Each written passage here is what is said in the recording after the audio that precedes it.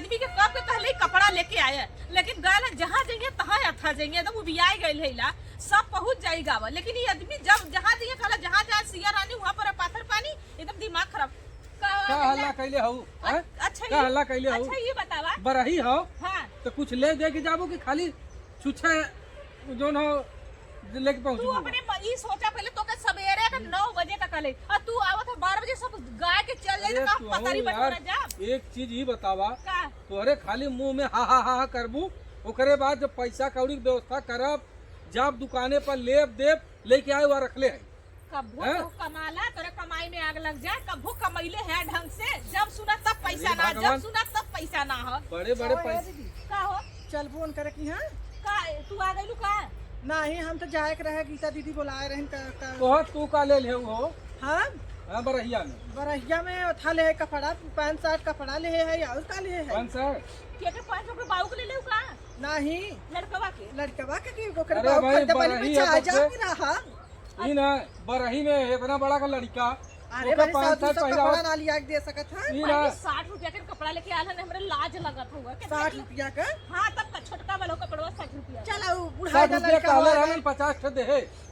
बुढ़ा दा हो तो लड़का हो आई कल कराई रहनी है 120 रुपया दे ले 120 कैसे कही? 120 कहा था 120 रुपया का 120 कपड़ा। रुपया। अच्छा 120 रुपया कपड़ा हटू बहनी का झूठ बोला था 60 रुपया कपड़ा लिया के कहा तो 120 हमार रुपया। के बेटवा भला चला ऐसा बतिया दे हम समझ गया कि अच्छा, ये बताओ। चला खो चला हम जात तू जा, हमारे बेटवा भला तो हमें मालूम है चड्ढी लेके आइले नहीं, अखा इतना बड़ा अरे तू अच्छा ये बतावा। तो ही तो कुल पूरा खोला ला, हम वो जाए तो कहीं 500 का कपड़ा हो हाँ तब का, अब जाए तो कहीं 60 रुपया का कपड़ा 50 रुपया का कपड़ा हो। तो चला जाए दो, बड़की है ना अपन ले जाए, बड़ बड़ कवा है भैया, उनके आगे पीछे हम नहीं चल पाई ना।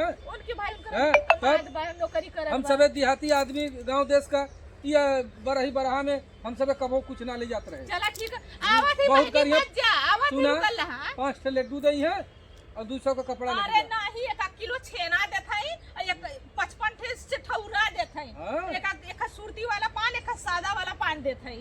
अरे बाप रे, सुने है तो काजली चाहिए कि नहीं देई है? तो सादा वाला हमें ले आया। अब सुरती वाला हम खा के लुंड हो जाई।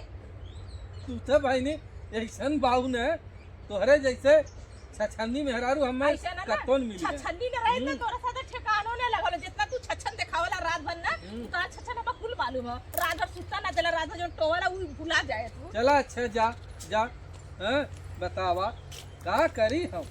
इतना पैसा कौड़ी कमात बाई, केहू के बर्थडे परत बा तो केहू के बरही परत बा। अरे का हो जाइए कि ना हम जाते हो फोन कर दे गैलिन हटाओ।